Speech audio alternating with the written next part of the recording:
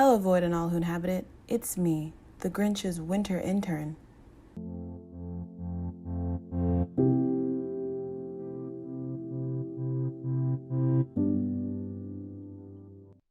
I want to preface today's video with saying that I don't like Christmas movies. I don't dislike them, they just don't interest me. My formulaic made-for-TV genre of choice is Lifetime channel thrillers. But everyone on Lex was talking about this Hulu movie, and then there was this tweet that's now private that had a lot of people recommending this other movie, so I decided to consider watching something other than A Nightmare Before Christmas for once. 2 more pieces of housekeeping. 1, trigger warning for mentionings of death and pregnancy loss later in this video. Also, before diving deep into both of these films, I do want to point out that both of these films traffic heavily in gayness made palatable for straight people, which typically features stories that focus on white, cis, able-bodied, conventionally attractive, financially stable gay people. A New York Christmas Wedding, which I'll talk about later, stuck out to a lot of people because one of the main characters is Afro-Latina, but it still very much traffics in this same idea. More on that later. Let's start with The Happiest Season. This film is about Abby and Harper, a lesbian couple, and their first Christmas together, which they spend at Harper's family's house. Harper's parents don't know that she's gay, let alone living with her girlfriend, so Abby has to pretend to be her also straight roommate for 5 days. A lot of people have been talking about the relationship and the way it's portrayed, which makes sense because that's the center of the film. But before I get into that, I wanted to start with a very simple question. Was this a good movie? It was a film. It was 100 minutes of content, you know. There are some funny parts, but overall it's kind of just meh of a film. A positive in my book is that they kept the Christmas music to a minimum. Though I'm ambivalent about Christmas movies, I hate Christmas music, so I'm glad I didn't have to listen to 18 different versions of Jingle Bells for an hour and a half. However, a big negative for me outside of the relationship was the way that the twins were written. Harper's older sister has a pair of twin children who look to be around like 10 years old or something, and the movie taps into the creepy twin trope, which, whatever, that's boring. That's not what bugged me. What I actively disliked was the decision in the mall scene where Matilda puts an item in Abby's bag, leading to Abby getting arrested by the mall police and banished from dinner that evening, which then allows her to spend most of the evening with Riley. I get that they needed something that would have Abby be soft-locked out of the family temporarily, but I don't get why it needed to be facilitated by this inexplicably evil black child doing something she looks old enough to know would have been wrong. I don't get why the twins were there at all, actually. Like, even them seeing Harper hiding in Abby's room served, like, no purpose. Why are you here? Go home, take a nap. Which brings me back to the focus of the movie, the relationship. I'm not a fan of third act breakups in which the couple ends up getting back together in the end, because typically the resolution is rushed and unfulfilling to me. If all we ever see of this couple is the and the toxicity, when they get back together in the end, I'm just left wondering why. That doesn't mean we can't or shouldn't see couples who struggle, but that the film should also provide a reason as to why this couple should succeed. And ultimately, Happiest Season doesn't do a good job of setting up why we as the viewers should want Harper and Abby to stay together by the end of the film. People are debating whether Abby should have stayed with Harper or dumped her for Riley, let alone just dumping her in general, because the film doesn't tell us why Harper is somebody worth sticking around, why the relationship is something worth keeping alive. Clea Duvall, who co-wrote and directed the movie, has spoken to the importance in still showing coming out stories in LGBT media because she thinks that's content people still need to be validated through. And I think something that would be even more helpful in that is to show what happens after you come out, especially in a relationship where one person already is out, especially in this relationship that we're being shown. It would have been nice to see the conversation that Harper and Abby had on the way home. It would have been nice to see any type of restorative conversation between the two of them in general. Because Harper did more than just ask Abby to go back in the closet for the holidays. There was more tension in their relationship than just, I'm out and you're not. And the way to fix this is for you to come out. But the resolution is lackluster, which just makes it hard to want to invest in this relationship. Speaking of coming out, I don't buy that Harper's parents would have adjusted so easily, and part of this is because the level of surrounding homophobia in the story is really unclear. Other than Miss Rich Lady asking Dr. Stein to have his daughter hide her sexuality at the end, the only indication we get of the family's feelings towards gay people is Mama Mode making a comment at dinner about Riley's lifestyle. But given that the mother throughout the movie cannot stop herself from making comments about Abby being an orphan, or later suggesting that Abby stole her brooch, I get the feeling that the mother is someone who would continue making uncomfortable and unnecessary comments, and that this family is one that wouldn't check her on that. If anything, her behavior might have been amplified once Harper came out because of the family dynamic, and because that's also a common experience when you're out, having people say sly, weird shit under the guise of supporting you. I saw it as a missed opportunity for the film to have the mother say something off, and for someone to be like, yo, shut the fuck up, that's inappropriate. That's a message I think some people need to hear just as much as coming out is a vastly different experience for different people. Speaking of inappropriate behavior, outing someone is an act of violence.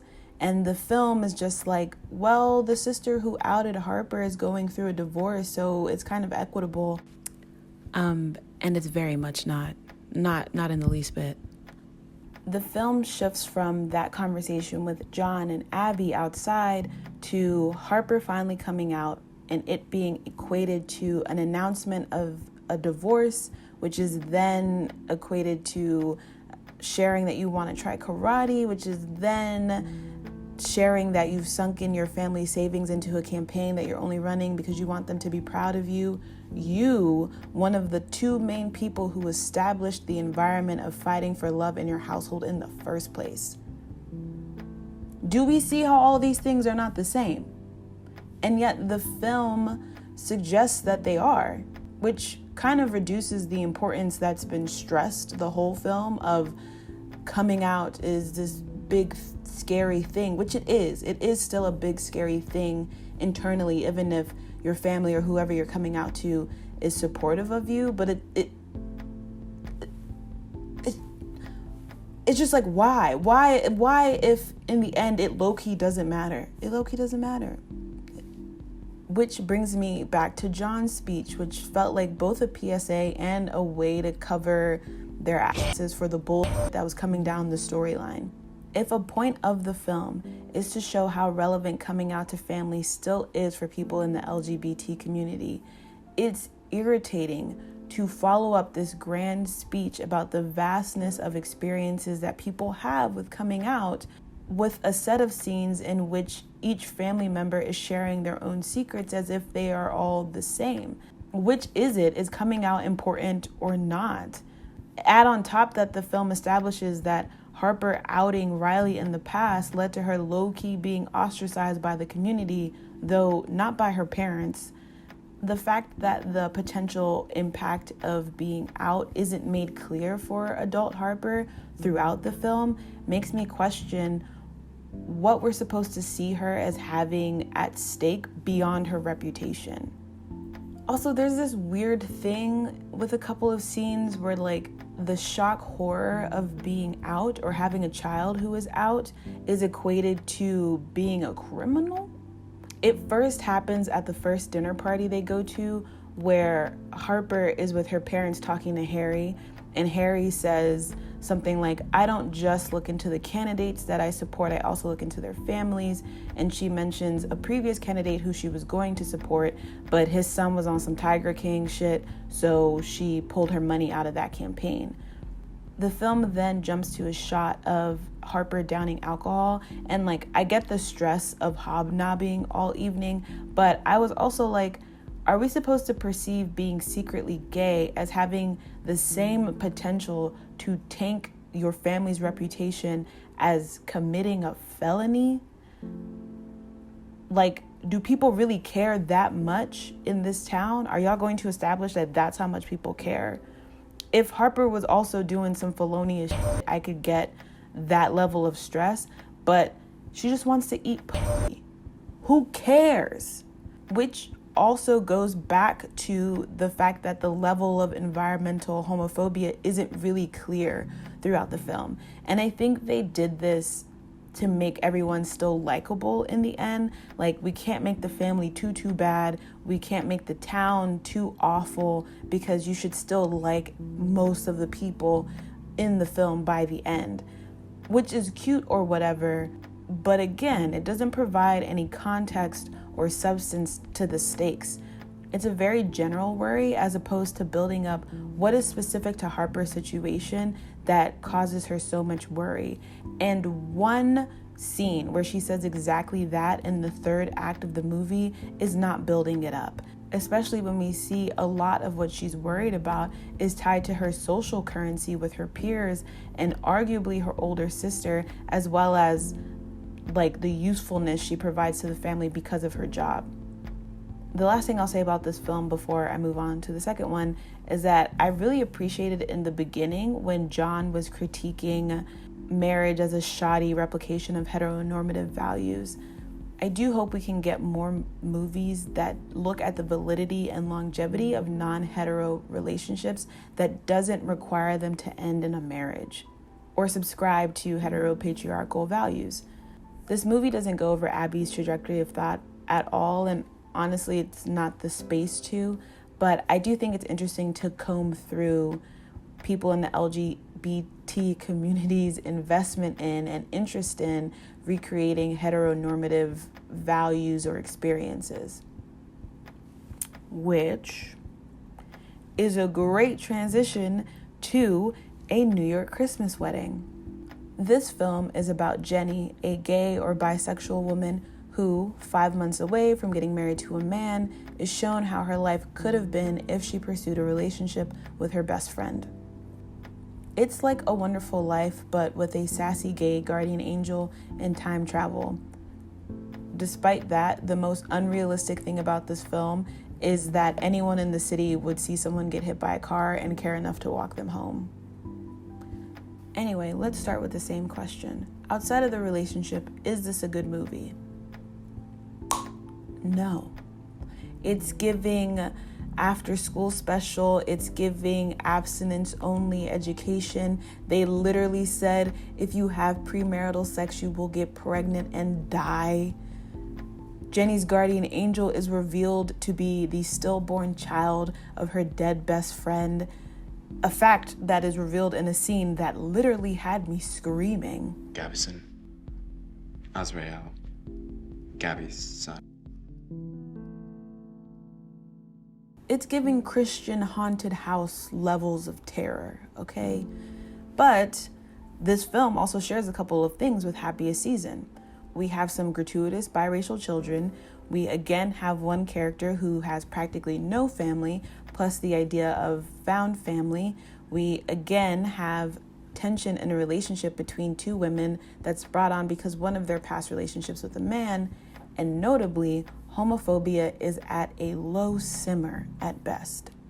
So, spoiler alert, at the end of this film, Jenny makes a decision that effectively leads to a revised timeline.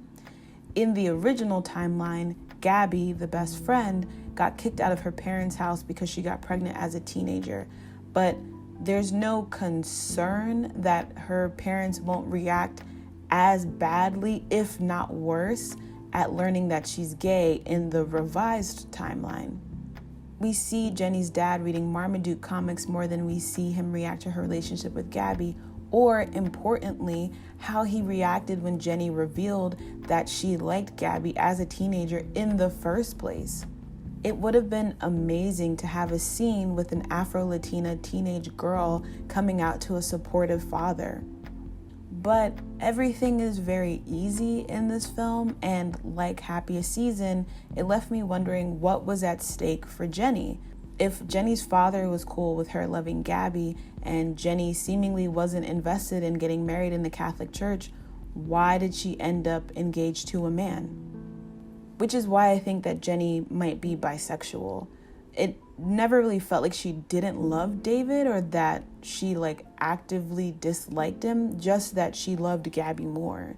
If the production value for this film was turned up, the religiosity was turned down, and the writing was hammered out a bit better, this movie could easily have been ported onto the Hallmark Channel. And a major reason for this is because of the super dry, listless relationship between Jenny and David that feels familiar from template made-for-TV type movies. Towards the end of the movie, Jenny takes David to the church that she grew up in and has a conversation with the secretary asking what happened to Gabby, which is where it's confirmed that Gabby got kicked out, lost her child, and then got hit by a car. As they're leaving, Jenny is obviously upset about what she just learned, and David literally says, Should I be worried? About my dead best friend, who I just learned a bunch of horrifically sad shit about? You know, at least this film knew how to write straight men. But that concept of a long-lost love lingering in the background fits very well within a lot of rom-com templates. As is the fact that Jenny's life with David is bougie and extravagant, but her life with Gabby would be down to earth and more financially obtainable for the viewer. I think this film does a really good job of leaning into some of the key parts of raggedy rom-coms made for TV, which isn't necessarily a good thing, but rather is a compliment to form, I guess. Another major plus for this movie is that it is set in New York and actually looks like New York, a concept. We aren't limited to only seeing people of color with Jenny and her father or with David and his family. We see people of color in the background. Jenny's soloist in the church choir is an Asian woman. When Father Kelly is like, "Can all the gays come to the front, please?" Every couple has at least one person of color in it. The last couple is two darker-skinned black women. Is this film written well? Absolutely not. But seeing all of those couples in front of the congregation was more emotionally effective for me than the entirety of Happiest Season. Which brings me to a major aspect about this film, Catholicism, or Christianity in general if you'd like to look at it like that, but Jenny and Gabby are specifically Catholics. There's a lot of time spent in the middle of this film talking about changes made in the church or referencing Pope Francis's comments specifically. I totally get why that wouldn't be appealing to viewers, and I'm going to link a review below that goes over more of the fine details of all of the issues in this film, but I think does a pretty good job talking about the stickiness with having a super religious message in this film. What I will say is that I like the idea of having an LGBT film in which there are characters who are invested in and interested in maintaining their faith and aren't punished or ostracized or forced back into the closet because of it. The execution, no, but this film does show gay Christians who aren't suffering or banished or shamed for it, and I think just as much as some people still need images of coming out stories, there are people who need images of gay people who are allowed and able to be religious. Again, this is specifically Christianity, and we could do more and show more images of other people, of other faiths, but one small step for man. As I mentioned earlier, this film could easily be ported onto the Hallmark Channel, and that's not a good thing. It's missing flavor. It's missing what makes this a story about specifically a gay or bisexual woman. Otoja Abbott, who plays the fiancé, also wrote and directed this film. You might know him from the movie Stonewall, which was whitewashed trash, in which he played Marsha P. Johnson. On the flip side, Happiest season was played by longtime lesbian icon Clea Duvall and Mary Holland, who plays Jane in the movie. I figured this out after watching A New York Christmas Wedding, but I started to think, what's the difference when we see a film that centers a woman-loving woman couple that's written and directed by a straight man versus when we have a film that centers a woman-loving woman couple that is written and directed by at least one woman who is a lesbian. I don't know Mary Holland's business. One way in the story that the difference is most blatant is again with Jenny's relationship with David. It never really feels like she doesn't love him or that she's struggling with that relationship, like she's struggling with having to marry a man specifically. And part of that is because it's written by a man who is straight and probably wouldn't know that tension. In an interview about the film, Abbott shares that the main producer, Corey Apton, saw his previous short film, Jitters, which is about a man who, on his wedding day, reflects about a past love who got away, and liked it so much that she reached out to him to create a similar type of story, but as a holiday film. Apton herself has very few production credits. This is only her second, with her first being attached to a TV movie about Trump, and her third and most recent production credit is going to be attached to a biopic about Romério Brito, a Brazilian artist. The person who called up Abbott and said, "Hey, I want you to write this thing for me," seems like someone who is interested in creating films that are hot takes, which is no shade to her. It just further points to care and scope.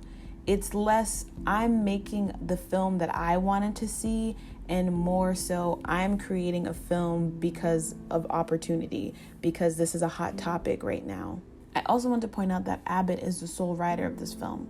If you are writing about a character who is marginalized in a way in which you are privileged, you need to at least consult somebody to look over your script, because you do not know what the fuck you are talking about. And that's not to say that your story can't be strong, that your characters can't be compelling, but you cannot write about an experience in which you have no idea about. You don't understand the finer details or even the larger details in this film's case of an experience that you have not had. And that's okay, but get some help. Duvall and Holland, who co-wrote Happiest season, knew what they were doing and were able to put in little tidbits about woman-loving women relationships specifically that make that film a specifically gay experience. Beyond the coming out story, there are tidbits in interactions, in wardrobe, in hairstyle that stick out as a uniquely woman-loving woman experience that a New York Christmas Wedding does not have. I think it's dope that somebody saw Abbott's short film and essentially commissioned him to write a whole feature. But where is that opportunity for a woman-loving woman Afro-Latina screenwriter? Because she's out there looking for someone to help her make a movie that would be better than both of these. With these films, viewers are limited to a gay story told by a straight person or a story told by a rich white gay who wants to employ and write about other rich white gays, which she can do, but we have evolved past the point of pretending as if that is groundbreaking, riveting, interesting new representation or storytelling. And we shouldn't harass or belittle women-loving women of color who are sick of that shit también. As I was watching the Happiest season, I kept thinking, what is the formula that this film is potentially setting up?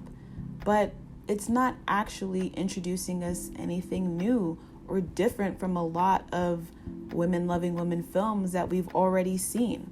Plus, as I mentioned in the beginning, it's very much playing into the images of digestible white gays for straights. A New York Christmas Wedding, on the flip side, leans too heavily into rusty, dusty, worn-out templates of made-for-TV movies. It becomes a plug-and-play story that's not engaging or enriching. If you like Christmas movies, I don't know why, but no, for real, if you like Christmas movies, these two have strengths and weaknesses in different areas. If you are entranced by films in which the peak of diversity is a couple having different hair colors and the plot revolves around dinner parties and poor communication, Happiest season is worth checking out.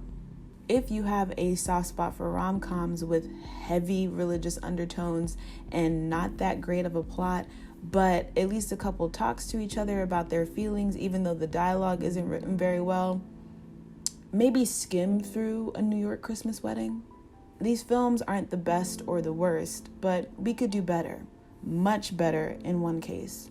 I would love for us to be at the point where a mediocre women-loving women holiday film is just a blip on the endless list of red and green promo posters and not have to be a timeline-stopping, think-piece-producing event. But we aren't there yet. I'm not sure how much I believe in producing a lot of meh before you can get to the golden spot of consistent representation, but that seems to be the path that we're on. And these films are just two more to add to the pile.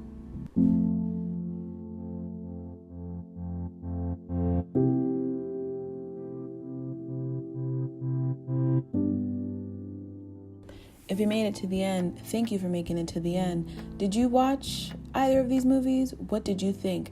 Did you notice that Happiest season put the mom in red and the dad in green? Can you tell me why people like Christmas movies in general? Because I like, truly. Anyway, I want to hear your thoughts and answers to these questions and much more in the comments below. I'm very excited for the niche special interest only to me video that I'm doing next. So I will see y'all again very soon. Until then, stay safe. I'll catch you in the next echo chamber.